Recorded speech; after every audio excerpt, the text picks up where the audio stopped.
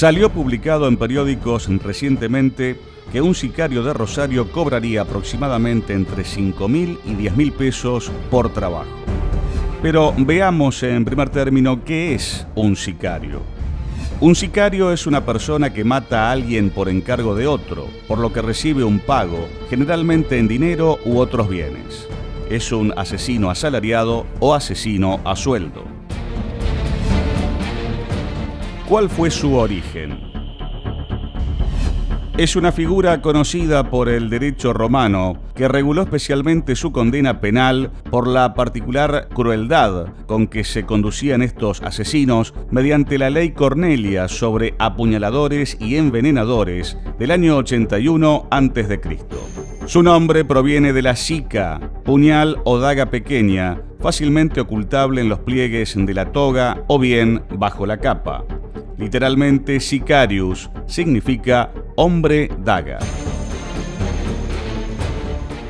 Su actividad estuvo vinculada en principio a la política, actuando en las asambleas populares cuando apuñalaban a sus enemigos, contrarios políticos de sus amos o simpatizantes, lamentándose ostensiblemente después del hecho para poder escapar de la detención. Pero, ¿cuál es la característica de un sicario? Los sicarios pueden pertenecer a una organización criminal, de narcotráfico o simplemente a un grupo organizado de sicarios, o ser un sicario aislado y solitario que es contratado cuando la organización lo necesita.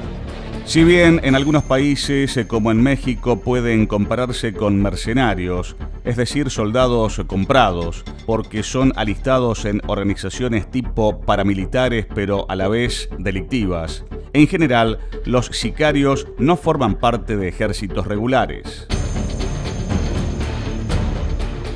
¿Y qué es lo que pasa en la actualidad? Modernamente, en Latinoamérica han crecido los sicarios de la mano de las organizaciones del narcotráfico. En México han constituido prácticamente un flagelo social porque ejecutan personas en pleno día y en cualquier lugar sin tener el menor reparo. Su función es ajusticiar a personas porque no pagan una deuda de dinero que no puede cobrarse legalmente. Por su trabajo, cobran en dinero.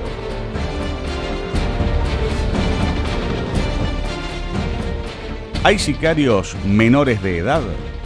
Muchos de ellos son menores de edad y eso los beneficia legalmente porque son inimputables según el régimen legal argentino. Se llaman sicarios juveniles o niños sicarios. Pero no cualquier menor delincuente puede ser un sicario. Se requiere una personalidad psicopática y un nivel de frialdad y de desinterés por la vida de los demás que no es común en cualquier persona, por más que pertenezca al mundo del delito. Si bien otros son mayores de edad, son muy profesionales en el cruel y delictivo oficio de matar. Se les encarga trabajos más definidos y complicados. ¿Qué riesgo corre la vida del sicario? Su vida delincuencial no es fácil, ya que matan, pero a veces también mueren. Muchas veces no solo son apresados, sino que mueren en las calles ajusticiados por otras organizaciones. En algunos países como Brasil, México y Colombia hay policía especializada en sicarios. Solo se dedican a atrapar sicarios y arrestarlos como un grupo especial. Estudian su forma de moverse y de vestirse para poder combatirlos. Finalmente veamos cuál es la pena para este delito de sicario. En nuestro país está penado con una pena de prisión perpetua en el artículo 80 del Código Penal como un homicidio calificado por precio o promesa remuneratoria.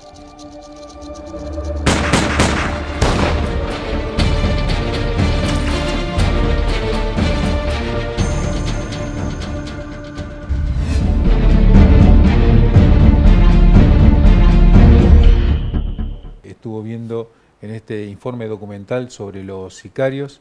Los sicarios es una realidad que está en Santa Fe, está en Rosario, que afecta fundamentalmente la seguridad y que es una realidad que no se puede soslayar, que no se puede mirar para otro lado, y por eso intentamos demostrar con este informe la realidad actual de un poco de la Argentina, pero también la realidad local.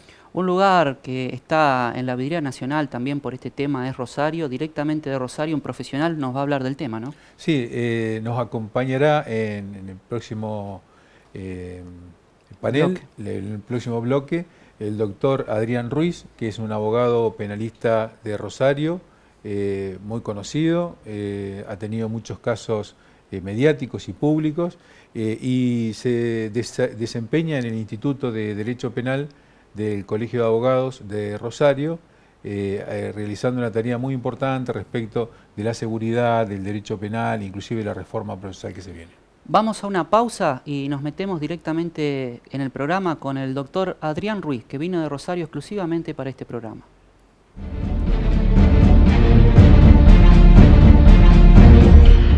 Gracias por venir. Adrián Ruiz es también director, presidente del Instituto de Derecho Penal del Colegio de Abogados de Rosario. Especialmente vino a este programa. Muchas gracias por estar presente. No, gracias a vos, Maxi, gracias a vos, Carlos, por haberme invitado. Realmente estoy muy contento de estar acá y a ver lo que puedo llegar a aportar para esclarecer uno de los temas más complejos de estos últimos momentos, en estos últimos años, está ocurriendo en nuestro país y sobre todo en nuestra provincia y sobre todo en Rosario. Así es. Doctor, ¿qué opinión tiene de los sicarios? Estuvimos viendo un documental bastante importante y quería saber si también existen los sicarios, como nosotros mencionamos en la ciudad de Rosario. Sí, el sicario existe y en Rosario es muy importante. La cantidad, muchos homicidios fueron producto de sicario. Pensemos que Rosario, las autoridades provinciales reconocieron 264 muertes en total en el año. Fueron muchos más. Hay muchos números de personas que fueron totalmente ignoradas, invisibilizadas. Sobre eso el Colegio de Abogados ha hecho un importante trabajo. Y gran parte de esos homicidios fueron por remuneración pecuniaria. Lo que estaríamos acercando a la figura de sicario con las características que tiene en nuestro país, en nuestra provincia y a las personas que le sirven, que sería generalmente al narcotráfico. La opinión que me merece es tratar de ver no los efectos que serían, el triste efecto que es causar la muerte, que desde ya nuestro Código Penal tiene una sanción muy importante, que es perpetua, muy bien lo dice este trabajo que ha hecho audiovisual. Lo importante es saber quién es el que manda a hacer este tipo de trabajo, como comúnmente se dice en el ambiente de ¿Por qué sicario. en Rosario solamente se habla relacionado con lo que usted está diciendo directamente del narcotráfico? ¿Puede haber otras actividades también que utilice este tipo de seres humanos? Realmente va a haber en toda actividad ilícita que haya dinero para pagar. El mundo del narcotráfico es una actividad ilícita y a su vez un mundo violento. Eso favorece a que las mismas personas que estén dentro de la estructura, que están cuidando, están armadas, tienen que combatir por el territorio, también pueden matar a otra persona, ya está dentro del círculo de violencia. Entonces por eso se facilita. ¿En otras actividades puede haber sicario? Sí, la podría haber. El tema está que en otras actividades ilícitas posiblemente no hay tanto dinero. En su momento había muchos homicidios acá en la ciudad de Santa Fe con el tema de la prostitución. Hoy pasa a ser mucho más fuerte el control del dominio del dinero ilícito del narcotráfico. Entonces ahí creo que tenemos por qué existen sicarios en algunas actividades ilícitas y en otras no tanto. Usted dice que a partir de eso se hicieron más visibles. Se hicieron más visibles y hay mucho más dinero. Realmente nos habíamos asombrado en un trabajo que hicimos en el Colegio de Abogados, que se plasmó una jornada. ¿El año pasado? El año pasado, cuando dijo un policía, nosotros no pensamos que había tantos sicarios en Rosario. Y la pregunta, ¿cómo no pensaban? Claro, posiblemente eran potenciales. Cuando apareció el dinero, aparecieron los disparos. Es decir, la estructura de exclusión, porque esto hay que encontrar la causa de por qué hay matadores que son fungibles, que esto es importante, porque lo que es importante es quién los manda, no el que dispara. O sea que habría dos responsabilidades, una para el que ejecuta el hecho, pero también una responsabilidad penal para el que lo El que lo ejecuta en nuestro código penal le da la misma sanción y no tuvimos las grandes discusiones que tuvo el Código Penal alemán, que en su artículo 47 del Código Penal alemán hizo un gran lío porque la pena sería menor para el instigador. Pero en nuestro caso tenemos el instigador y el instigador tiene la misma pena. Pero lo importante es que estos chicos, generalmente, que son los autores de disparos, generalmente son fungibles. Comúnmente se pone un precio en la cabeza de alguna persona que se quiere eliminar y aparecen una decena o unas centenas de personas que intentan matarlo. Eso lo tienen que entender bien lo que es la ciudadanía, porque lo que hay que descubrir no es a la mano ejecutora, sino quién lo ordena. Porque cuando falla o cuando se detiene un ejecutor, por más que se lo condene a perpetua, hay otros tantos que van a salir a cubrir lo que el otro no hizo. Por eso es importante. ¿Qué porcentaje de sicarios, si se puede saber, o qué porcentaje de muertes son realizadas por sicarios? Porque de esta estadística anual. En esta estadística anual fueron números muy reales porque se emparentó en un momento electoral. Cuando veíamos a la oposición, elevaba los números y cuando el gobierno lo invisibilizaba. El tema fue dónde se ocurrieron esos actos homicidas.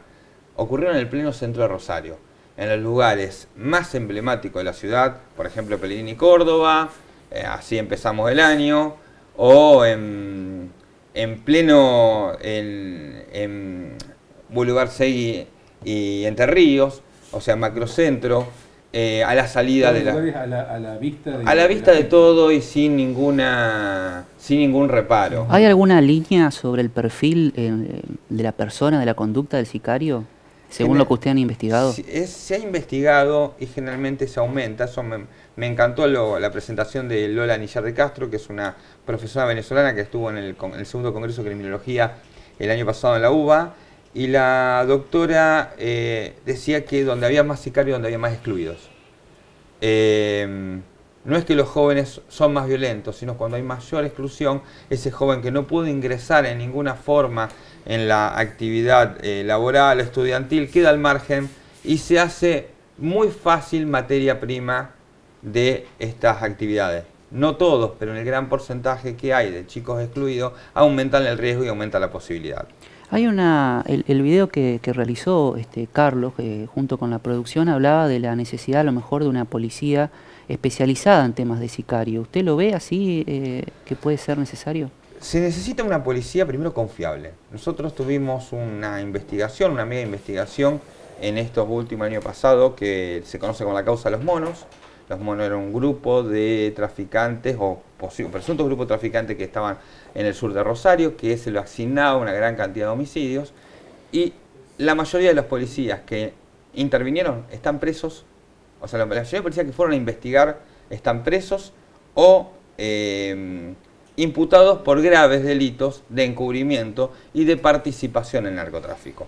Eso es para que nos demos una idea, no solamente asignar a una policía, sino conseguir una policía confiable. A partir del lunes empieza una reforma procesal que le tenemos muchísima esperanza porque estamos atados, estamos todos en la misma tabla, de que funcione. ¿Cómo lo ves a esta nueva reforma? Realmente tengo mucha esperanza, pero pienso que no sé si va a ser tan confiable como a veces los vemos en algunos operadores del gobierno, porque no se reformó lo principal, no se reformó la policía.